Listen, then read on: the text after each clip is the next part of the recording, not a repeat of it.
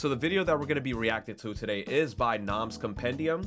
It's called It's Time to Move On from Persona 5. Guys, make sure to click that video, show love to the channel, hit that thumbs up, and let's get on with the video. A lot has happened since Persona 5's original release in 2016. Not only did we receive an enhanced re-release It's a literal dickhead. version of the original game, but we've also gotten a never-ending slew of spin-off games. Persona 5 Royal is a pretty good version of the game. While there's some stuff that I prefer in the original version, on the whole, I find this new version to be the superior way to— Yes, Persona 5 Royal, even though I was a little upset that they re-released Persona and made like a Royal version of it, I loved Royal. Royal, to me, was like perfect.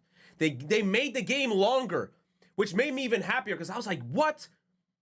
Like, I finished the game and there was mad extra content, and then we got to see more of Kasumi, the final, like the palaces, and without trying to get too much into spoiler, but man, it was great. It was great. to play P5. It's the spin-off games where I start to take issues. Sure, titles like Persona 5 Dancing or Persona Q2 might look pretty harmless on paper, but it's upon further inspection when you might notice that things aren't the way they should be. On top of, let's be real here, not the greatest quality games, the way the characters are interpreted feel very disingenuous. In a game like Persona 5 Dancing, characters clearly don't have the same amount of depth as they once did. Characters are boiled down to some of their most basic traits. Ryuji is a meathead, Yusuke is socially unaware, Futaba is a gamer, Makoto hates fun, and so on. While these traits do exist in the original game, they were only a slice of what the characters were like. Sure, Ryuji can be a bit dense in the original Persona 5, but it's outweighed by the times he's proved himself to be a loyal companion. He's also going through a personal grief of his own. Ryuji feels guilty— Wait a minute.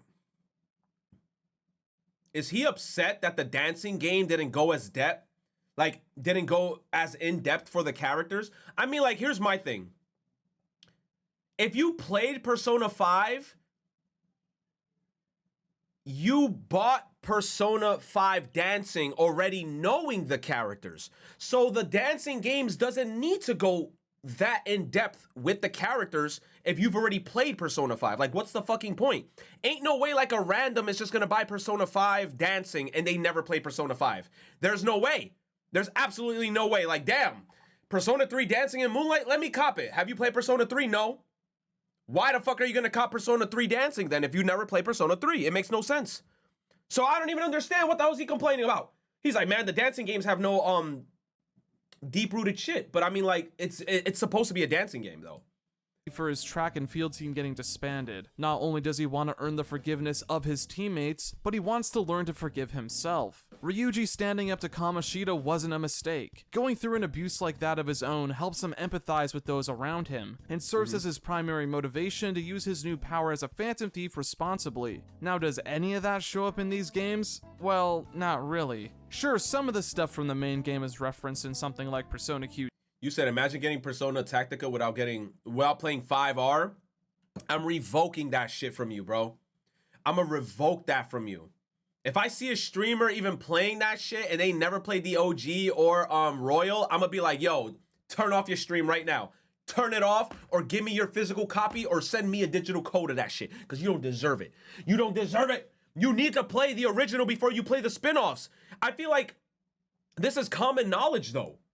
Too, but it's done so in very brief and shallow ways. It's as if Atlus wants to rush past all the messy stuff so we can focus on the funny ha-has. And I know what some people are gonna say. Persona 5 Dancing and Persona Q2 are just goofy spin-off games. They're not meant to be full sequels to Persona 5, so why not just take them for what they are? I agree with this to an extent. There's always room for more lighthearted journeys for sure, but I've never been a fan of fan service just for the sake of it. To me, stories should have a purpose beyond just being mindless schlock for me to consume.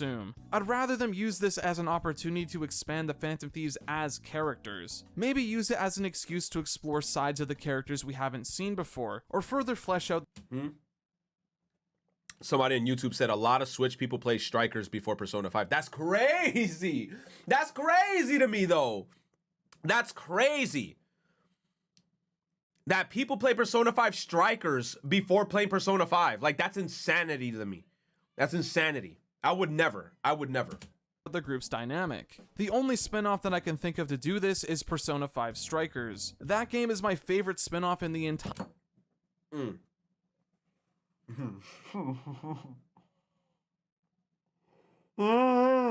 Yo, did he just say this is his favorite one? Oh, I mean, he said it's his favorite spinoff. Never mind. I was about to click off this video. Oh, man, I was about to say, ain't no way this is his favorite game. I'm not even gonna lie to y'all, bro. With Strikers, it was like a mix for me. Like, I liked it, but I definitely enjoyed, like, the OGs, like Persona 5, Vanilla, and Royal. I enjoyed the originals a million times more than these, though. Entire franchise. Not just because it's a fun... You said Strikers had a shit plot? Bro, Itchy Nosy had me, At Senpai Retro Get Q2 Itchy Nose was outta on here. 3Ds before Joker was added to Smash and Royal was ported to Switch. You said Q2 was on 3DS before Joker was added to Smash and Royal was ported to the Switch. Are you calling me a fake fan?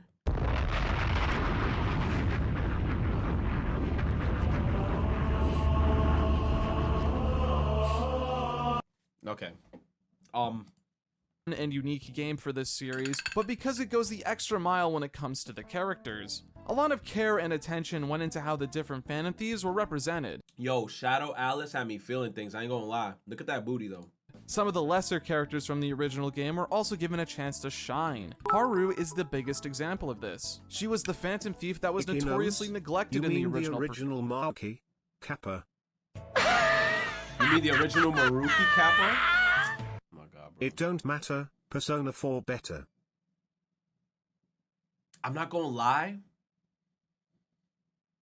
Kinda true. I look, I did enjoy, like, upon replaying Persona 4, what was it, last year?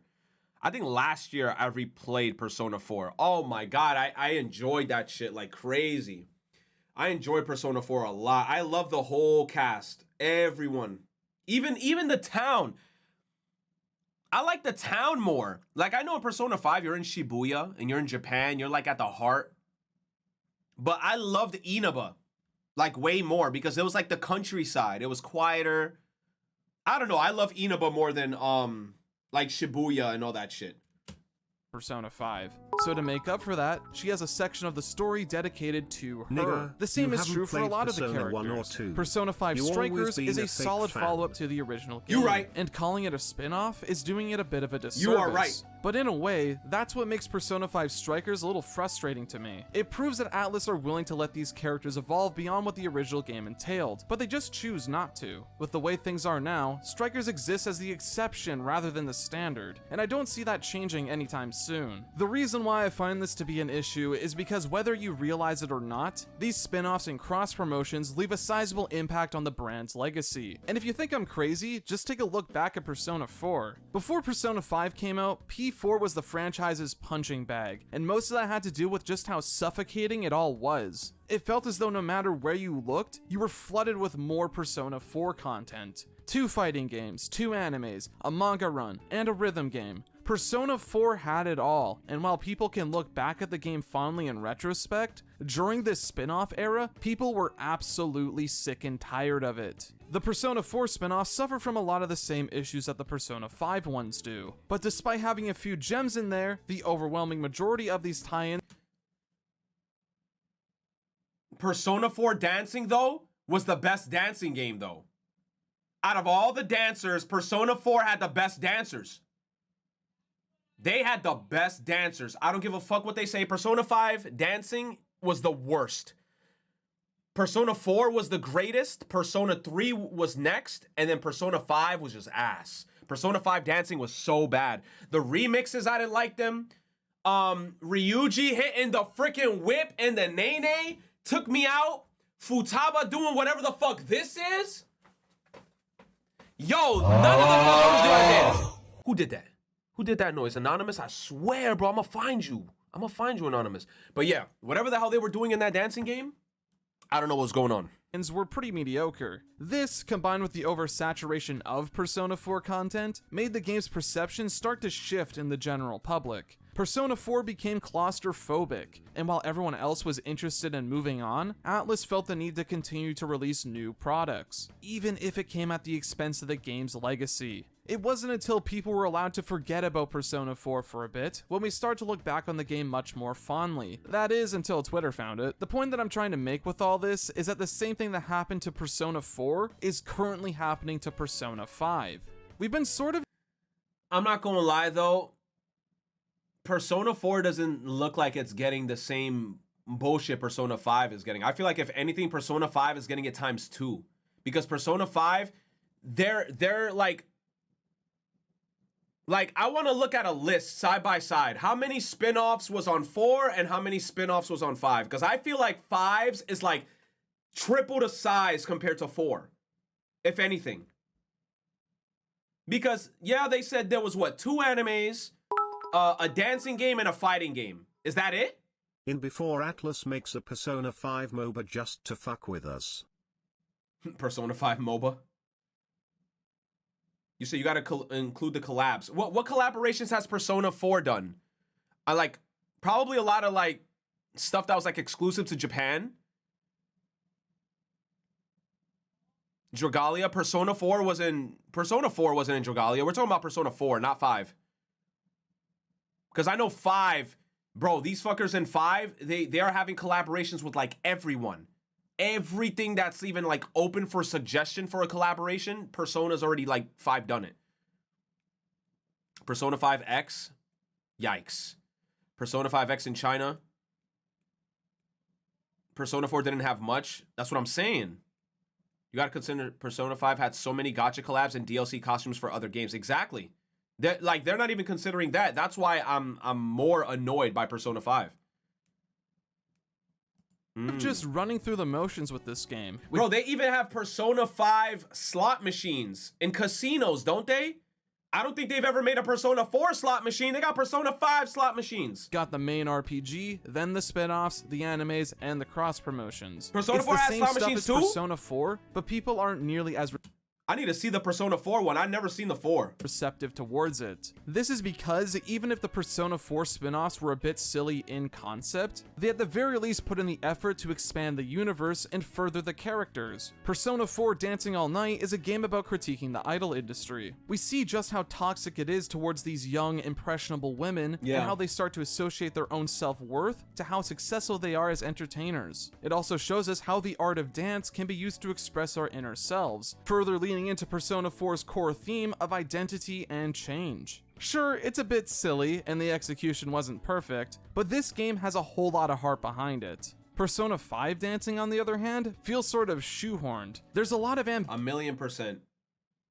Super shoehorned. ambivalence behind this one, and feels like something that was made to check off a K list Bands, what's rather up? than being a project that the team was legitimately interested in making. And that's not even talking about the quality of this game as a whole, which was just a major step down for Persona 4 Dancing in nearly every way. There were less tracks, the remixes were lower quality, the DLC was exploitive and money gouging, and the story mode was completely non-existent. I get that using Persona 5 Dancing as an example is low-hanging fruit, but it's not like I have much else nice to say about Persona Q2 either. While I find it to be a little better than the first game as a whole, it suffers from a lot of the same issues. In fact, I'd say that there's stuff that's arguably worse here than in the original game. Mainly the character writing and how the story is trying to be told. One-note personality traits are continued to be pushed, and there's pages upon pages of unfunny, boring dialogue. Ultimately, what this results in is a fairly bland game that I have little to no interest in revisiting. Lately, I feel as though Atlus has become too comfortable with the current state of Persona 5, and are too afraid to make any changes to the status quo. It's a little hard for me to get excited for something like Persona 5 Tactica when I already have an idea.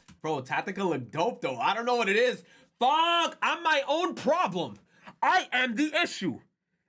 I will not get Tactica. As to how things are gonna go down. It's gonna be another one of those semi-canon games with an ultimately meaningless story that continues to push these flanderized versions of the Phantom theme. That guy that's also talking in the video, I better not see I don't want to see this guy playing the day one. 'Cause after he made this video and talked all this shit, if I see him day one boot up a stream with like a whole ass talking about, hey guys, Persona 5 Tactica 1 playthrough, I'm gonna be like, bitch, I saw your video. Thieves. Ryuji will still be the butt of the joke, Morgana will thirst over On and complain that everyone still thinks he's a cat, and the new character will probably be linked to the main villain again. I'm sure when Tactica comes out, I'll enjoy it fine enough, but currently, I'm just sort of over it. This has been the longest gap between mainline Persona games, and in this nearly decade-long wait, what has actually happened? a couple of middling spin-offs, and some cross-promotions. Sure, there are a few diamonds in the rough here, but when the overwhelming majority of content is either mediocre or bad, I can't quite say it was really worth it in the end. It's ironic that for as hard as Atlus has been pushing Persona 5 to the general public, I find myself currently uninterested as a consumer, and that's probably the best way I can surmise my feelings towards this whole scenario. It's been nearly 7 years since the original Persona 5 was released, and a lot has changed in my life. Bro, I got 2 t-shirts that I bought from Anime Expo that are Persona related, and I still haven't even worn them like that because I don't want to mess them up. That's how like much of a Persona 5 stan I was. And now I'm just like, dude, they gotta get on to the next game. Life since then. When the game came out, I was about the same age as these characters. I was in the middle of my final year of high school, and Persona 5 was the best way to cap off that experience. I played a game about kids in their adolescence at a time in my life where it was time for me to grow up. I finished the game a day before my 18th on the spin-offs as someone who recently started playing Persona games is, the dancing games should be the last games just so it has as many tracks from the main games and other spin-offs, while spin-offs like Persona Strikers should not hold back on story/spoilers from the main games, especially the Persona Q, which is basically the Infinity War for the Persona series. TBH. It's the game where big Persona fans should have the I understood that reference moments essaying. He said, I ain't reading that paragraph. Birthday. Yo, and a month after that, I was graduating. Yo, thank you for the biddy, Sora. I agree, though. That's why, with the spin-offs, I say, like, if people just play them without playing the mainline games, it's weird as fuck to me. Like, I feel like any of the spin-offs, when it comes to Persona, you have to have at least played the originals, so then you could play them. So if, like, in case you want to get more content, I just feel like it's weird. It's weird. Graduated. A lot has changed in my life since 2017. I have a job, I've got to pay taxes. I'm in my mid-20s now and I'm looking to move out with some roommates at some point. The future is filled with a lot of uncertainty, and it's kinda scary to think about. But when I look back and see what's changed for the Phantom Thieves over the years, honestly, it's not a whole lot, and it's disheartening for me to see. But I can see how this can be comforting for some people. You know, always have that anchor in your life to revisit the good old days, see some familiar faces, and be reminded of the days of our youths. But to me, it's the opposite. If I wanted to relive those memories, then I already have a way to do that for the rest of my life. I don't want to see these characters that I love get stuck in the same safe, boring routine. I want to be there to watch them grow, but it's clear that Atlus and I don't see eye to eye in that regard. Part of growing up is learning when it's time to let go of something you care about. Of course, I'll always be interested to see where the Phantom Thieves go next, but I'm not as invested as I used to be. Right now, I'm more interested in seeing Atlus move on to bigger and better things. I think I speak for a lot of people when I say we need a break from it all. I think it's time to let the Phantom Thieves rest for a little bit. Yes. It's time to move on from Persona 5. Hey everyone, thank you so much for watching. I'd like to give a special shout out to all of my channel supporters for Move on helping to fund Persona my 6, descent they ain't into gonna the do that Persona shit. Rabbit hole. If you would like to join the ranks of these awesome people, then you can either join my Patreon or become a channel member. You'll get your name in the credits, and also early access to videos, would you look at that? But in all seriousness, thank you so much to all these people for the constant support. It means the world to me that there are people out there that enjoy my work to such an extent to support me financially, and I'll continue to try my hardest to earn that support. If you can't tell, this video is pretty different from my usual style. I've been a little afraid of making something like this since I don't like to get too personal here on the channel, but I feel as though this specific topic is relevant enough to push me past those worries. I've honestly felt like this for a while now. You said we never got a Persona 5 Racing? Come on, Smooth. Don't do that. Don't do that. Don't do that. We don't need that.